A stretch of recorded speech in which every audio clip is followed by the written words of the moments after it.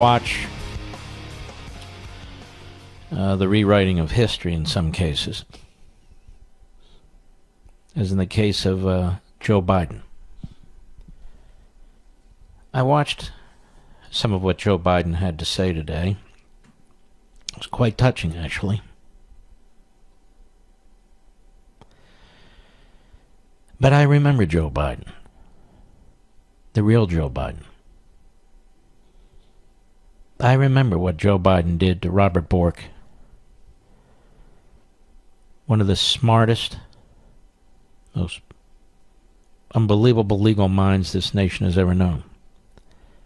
I saw as Joe Biden led a mob with Ted Kennedy, among others,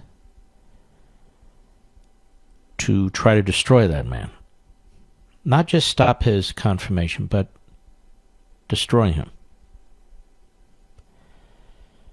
I saw what Joe Biden did to Clarence Thomas. I saw what he did to Clarence Thomas, again, with the mob, Ted Kennedy and the others. Not just stop him, but try and ruin him. Much of the acrimony we have today in this country, well, there's a lot of fingers you can point, but certainly in part, you can point to Joe Biden and Ted Kennedy, among others. The entire confirmation process. Now, when you're listening to the politicians speak to each other, and then when you're listening to the media speak to each other, and then when you watch this ceremony with John McCain, which is quite touching, and they talk about bipartisanship and unity, and they talk about the different era and so forth. I want you to watch what takes place next week to Judge Kavanaugh. Now, I have no problem with serious questions being asked of a nominee to the United States Supreme Court. I mean, this is it, right? Then they serve for life if they're confirmed. Nobody's talking about that, but that's not what's taking place here. They want to destroy this guy before he even gets to Capitol Hill. They are using every delay tactic they can think of, every smear tactic they can think of. They're joined by the New York Times and CNN and the Washington Post and the rest of the mob. The golden age of journalism, of course. And I want you to watch. And we'll discuss it next week. Because you'll see how so many of these politicians are full of crap. They insist, they demand that you join them in their fundamental transformation of America. Then you will be praised. Then you will be respected. Not in truth, but you understand. But you watch what they do to this Kavanaugh next week, the Democrats and the left, and how they try and take a guy like him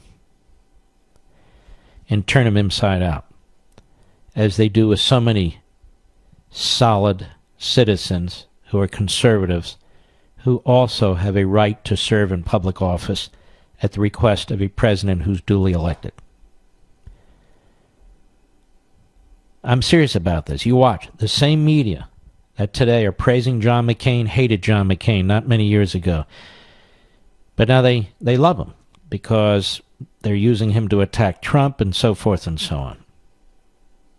But that's what the media are. That's what the politicians are. That's not what goes on in the real world. This Brett Kavanaugh will be viciously attacked. Matter of fact, they're plotting right now, as they're talking about bipartisanship and a bygone era and reaching across the aisle. And by the way, the Republicans are talking about it. The Democrats, they say it, but they have no intention of doing it. These same people, next week, you'll see the fangs growing out of their mouths, the nails growing longer on their hands, the saliva dripping from their chins as they question this Kavanaugh. You'll see that their comments today will prove to be bogus. And it is also amazing, isn't it, when they talk about how our politics is divided. Well, who are the politicians? Who are the people practicing politics?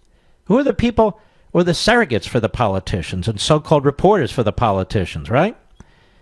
If we're divided, it's due at least in large part to them. But you wouldn't know it. Now, the president is in Indiana, Evansville, Indiana, a planned rally. And he's going to be at this rally at the same time the procession is moving toward Capitol Hill, where John McCain's remains will lay in state for, I believe, 24 hours. And this isn't even a prediction. This is a fact. You watch how the media use that as an occasion to attack the president. The same media that keep talking about, let us not tribalize, let us not balkanize, let us not this, let us not that. Out of one side of their collective mouths and to the other side of their collective mouths, they will trash the president for holding a rally. The country can't come to a stop, folks.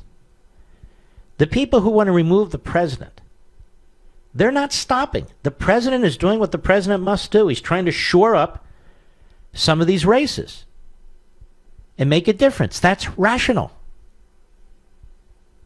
And he must, and he should. But you mark my word, they'll keep doing the contrast and comparison, the solemn event, and Trump at the rally, and it's just inevitable. And it's pathetic. It's absolutely pathetic.